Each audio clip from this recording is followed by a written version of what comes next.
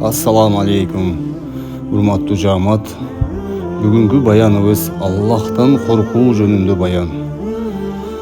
Абулайс айтат, 7 асманда Аллахтын ушундай периштелери бар.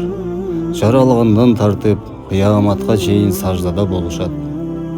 Аллахтан коркуп титиреп тура беришет.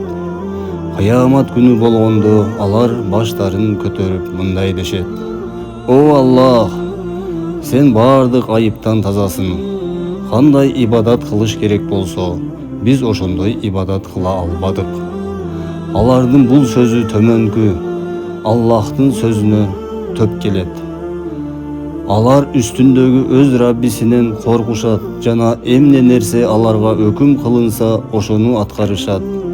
Башкача айтканда, бир көз ирмен дагы Алла Таалага тоң моюндук кылышпайт.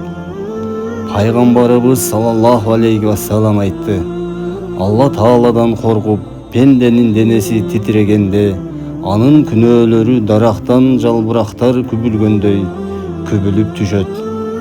Ошондуктан урматтуу жамаат, күнөөлөрдөн сактанып, ар дайым таза жүргөнү аракет кылалы. Намазыбызга бекем жүрөлү. Ассаламу алейкум ва рахматуллахи ва баракатух.